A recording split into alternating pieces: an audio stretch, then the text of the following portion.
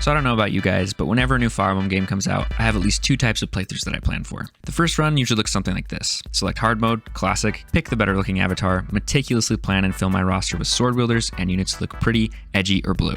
Bonus points if they have all 3. And from there, most of my decisions about classes, skills, and emblem pairings are highly influenced by how aesthetically pleasing I find them. Once that's all figured out, I just try and enjoy the story naturally. On the second run, however, we bumped that bad boy up to maddening difficulty. We never touched the garbage units that tricked us into believing they were good, unless they fall into that PEB category, because then I am physically unable to let them go, and begin optimizing the shit out of everything. I'm talking no wasting resources, support points, ores, refines, engravings, gold, SP, XP. I want the most optimal emblem, character, and skill pairings. I'm maximizing as much as I can, as early as I can, so by the end of the game, I have the super mega ultimate unstoppable team. So, if you're a perfectionist like me and want to make sure you're not missing out on anything during your next playthrough of Fire Emblem Engage, or if you just don't want to waste any time unnecessarily grinding, here are all the things I wish I knew sooner in order to optimize my team, plus some other cool stuff I found. Alright, let's start with a common tip, but by far one of the most important. As soon as you can, adopt 5 dogs and have them all set out in the farmyard. Dogs provide ore after each battle, which can be used to forge and upgrade weapons. Even if you aren't getting silver ore right away, you can always exchange some iron or steel at the armory for any silver you might need. So don't stress if that one doge only ever seems to give you iron. Every other animal type mostly provides food ingredients that you can acquire elsewhere, so don't worry about missing out on those resources. In the Somniel, there are activities that can provide stat buffs for the next battle. These are cooking and strength training. Both of these activity buffs, along with tonic buffs, do not stack. Personally, I would recommend doing cooking over strength training if you're only going to choose one. Cooking provides the stat buffs to your team along with support points given to any units that participate in the meal. If you do end up participating in multiple stat boosting activities, only the highest of the buffs will be applied in the next battle. Someone cooked here. So if you're trying to save time and optimize the resources you get out of it, I would say cooking is the way to go. If you have the DLC purchased, once you complete Chapter 6, the Ancient Well appears. To use the well, speak to Dirthon at the armory. The first time you interact with the well, you'll receive a legendary lance and axe. Both of these weapons are really good, especially if you get them in Chapter 6. Once you've acquired those weapons and spoken to Dirthon again, you can put up to 5 items into the well. After you complete a battle, come back to the well and it will have produced several random items. The kinds of items it produces depends on the total value in gold of items that you previously put in. So if you put in 5 iron swords, that would get you a 3-star rarity chance. The well has a chance to provide almost any item from the game, excluding special or legendary weapons and rare items. You can even get master seals and second seals with a 4-star upgrade or higher. The well also provides access to the joke weapons that look like food. These weapons actually have stats slightly better than the typical iron weapons if you're interested in using them, and can also be upgraded just like any other weapon. My personal main use for the well is trying to gain more master seals in the early game, since you only receive 3 before Chapter 10. Other than that, I don't bother doing much with it unless I have some trash items I want to try and swap for better items that I can sell at a higher price. If you're interested in getting some other really good and unique weapons, make sure you head over to the Nintendo eShop before you start your new file. In the eShop, search for the Order of Heroes item set. This is a completely free download that gives you a sword, axe, and lance wielded by the main characters of the Fire Emblem mobile game, Fire Emblem Heroes. These weapons are slightly better than their standard steel counterparts, and the download also provides you with 3 bond rings that have some decent skills attached to them. Previously, you were required to use the mobile app to obtain these items, but now it's completely free and there's no need to download or play the mobile game. The very first time you enter the Somniel after downloading the free item set, you'll receive everything included. That means you can use these weapons as early as Chapter 4, which is great.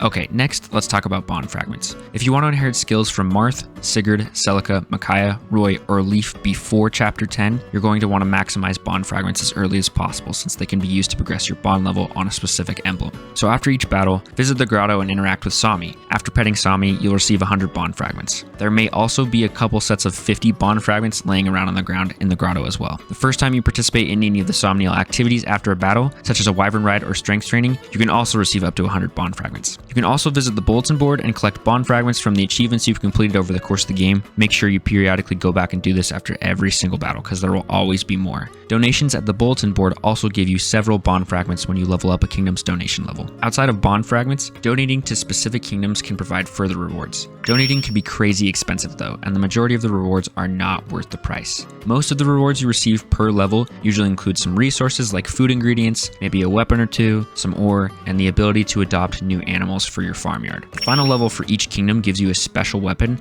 Even those weapons really aren't much to get excited about. What a piece of junk. I would recommend only upgrading Brodia to level 2 or 3 purely for the ore it provides. Getting Firne to level 2 also isn't a bad idea, but you can skip out on that one if you're really trying to hoard gold earlier in the game. I would wait until the end game before completely upgrading each kingdom unless you really want one of the special weapons. Even so, it can be costly. I made the mistake on my first playthrough of donating a lot as early as I could to Brodia because I thought that's what I was supposed to do, and I ended up starved for gold during the mid game.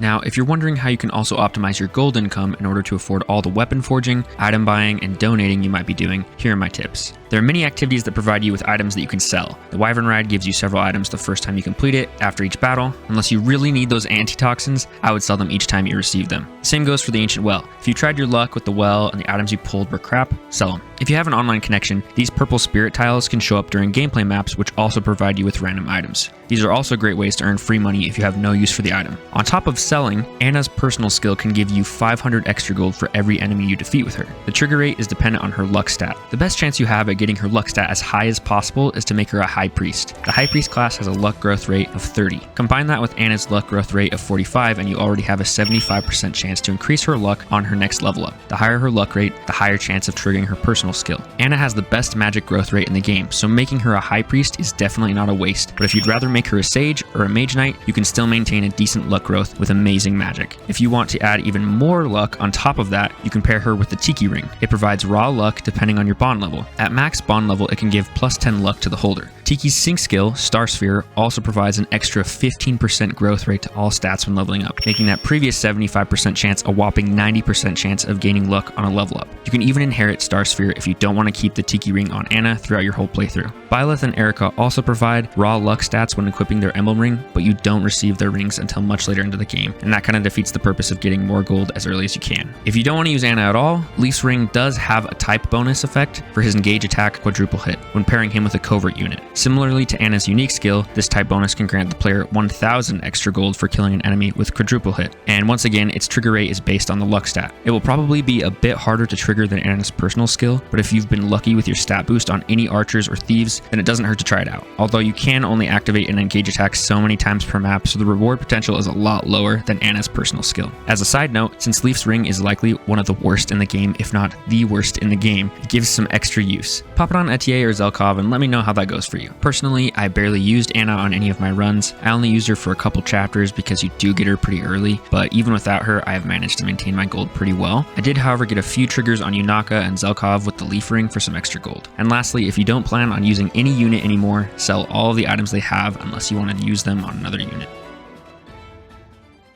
Alright, moving on, we have the Tower of Trials. There are 3 modes you can access here, the first being Tempest Trials. This mode unlocks at Chapter 11, and it's important to note that there is no permadeath here, even on Classic mode, and all items you use will be reset to the previous state after the trial has ended, so don't worry about spamming those elixirs. Completing a single map gains your unit some XP, and completing all the maps in a single trial will earn you materials to enhance engage weapons in the Ring Chamber. Next, we have the Relay Trials and Outrealm Trials. These unlock in Chapter 6. Online access and relay tickets are required to play these modes. Relay Trials provide some decent rewards as long as you and multiple other people complete a trial run. This requires a lot of waiting and you never really get to complete a map on your own, and then the Outrealm maps allow you to create custom maps and battle other players online using your created map or theirs. Again, some decent-ish rewards, but not worth the time unless you love that sort of thing. The amount of time spent in any of the trial modes can be a lot. In my opinion, your time is better spent elsewhere if you're really trying to optimize a run and not waste any time. The only truly interesting reward you can receive from the Tower of Trials are the engage weapon upgrades. Adding a special effectiveness or more might or speed to an engage weapon can make a difference in a lot of fights. It can also be a much needed boost to certain engage weapons that are weaker than regular C rank weapons you could buy at any time. Like the regular Levin sword is just better than Crom and Robin's special Levin sword, so... How? How? How? I don't know. Okay, so here's a neat little trick not many people know about in the Ring Chamber. Ever feel like no matter how hard you try, you can't find the sweet spot when cleaning the emblem rings, even though you've covered every dirty spot you could see? Well, that might be because you couldn't see it at all. You can just rotate the ring when cleaning the ring with the right analog stick.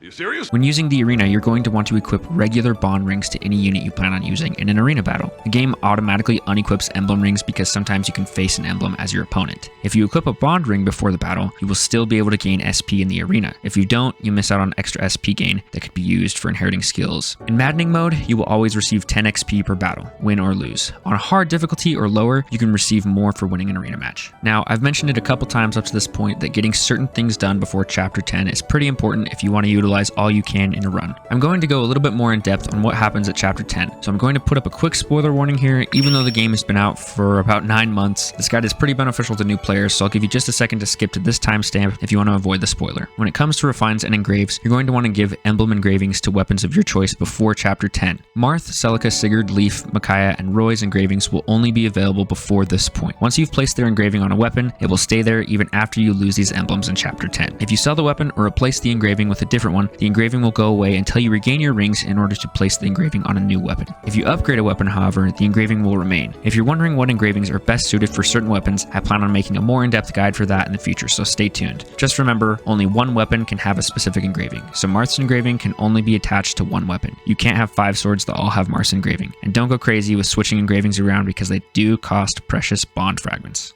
Lastly, I want to share some gameplay tips I've learned. When using engage attacks with multiple hits near Alir will boost every individual hit. Moves like quadruple hit, lodestar rush, houses unite, and so on will be slightly buffed. Engage attacks will not always get a +3, but they will get at least a +1 per attack. Engage attacks also have special interactions with emblems from the Fel Xenologue. For example, when using houses unite next to Byleth, there are added effects and unique attack animations. This is called a link attack. This works with any emblems who share the same homeworld: Ike and Soren, Lyn and Hector, Tiki and Marth, Crom and Lucina, and so on. I would also recommend checking unit types for special emblem effects. Several emblems provide bonuses depending on the type of unit you equip them to. Cavalry units, for example, allow for Erica's engage attack to do extra damage. Keep these in mind as it might be helpful for you to decide which unit should be paired with which ring. If you're also stumped on which ring to put on which character, I plan to put out another video in the future covering that as well. Next, if you want to maximize your XP gain, there are a few things you can do. There are several XP skills that can boost the multiplier for XP gain. Engage moves like Micaiah's Blessing, Tiki's Gem, and Byleth's Dance give a considerable amount of XP each time you use them. And of course, always use the arena after each battle. When it comes to promoting your units, I would do it as early as possible. There is technically no level cap, so you won't miss out on any stat boosts by holding off on promoting. Once you've hit level 20 in a promoted class, you can use a second seal and just seal into the same class that the unit was already in, and it will reset the level to 1, but the unit will maintain all their stats and continue to grow. Promoted units have better growth. Getting better rates sooner is always better. Don't use second seals before you use master seals. If you want Lapis to be a sage, don't use a second seal to make her a mage and then use a master seal to promote to sage. Instead, promote her with a master seal first so she goes into swordmaster. Once she's a swordmaster, then use a second seal to move her over to sage. Using a second seal on a unit that is level 10 resets them to level 1, so you'll have to wait longer and level them all the way back to level 10 before they can have promoted growth rates. Transitioning over to DLC, I would do your DLC Divine Paralogs as soon as possible. These maps scale with your level and can become harder the longer you wait on doing them. In the Tiki Paralog specifically, get the silver card that is hidden in the upper left of the map. The silver card gives 30% off all shops in the Somniel, so if you're really trying to save gold, this is super beneficial. If you're the kind of player who enjoys taking on skirmish maps between main story chapters, be on the lookout for training skirmishes. These training skirmishes usually only pop up on the castle maps for each kingdom, so Fiorina Castle, Brodia Castle, etc. Make sure the skirmish is marked as training. Training skirmishes will not permadeath your units, even on classic mode, so take advantage if you're looking for extra XP or gold, or even trying to increase your bond rank with some emblems. Keep in mind, only the units that are surviving at the end of the battle will gain XP. Lastly, I just want to remind you one more time, get as much of these tips done as you can before chapter 10. Of course, all these tips are still useful after chapter 10, but I would say they're most impactful before then. Thanks to those of you who made it to the end of the video. Even though it's been about 9 months since Engage has been out, I wanted to share all these tips I've learned about the game. Hopefully some of this info has helped you feel prepared to finally start your first playthrough of the game, or possibly this has helped you start your new maddening run. Either way, if you found this guide helpful, let me know in the comments. Also, I just wanted to take a quick second to plug my new Discord server. We're small but growing, and we'd love to welcome anyone who's interested in joining. I'm pretty active on there, so if you ever want to discuss things like Fire Emblem, Smash Brothers, or Star Wars, check the description for the invite link. Leave a like for Ike, and hit that subscribe button if you fight for your friends. I'll see you guys in the next video.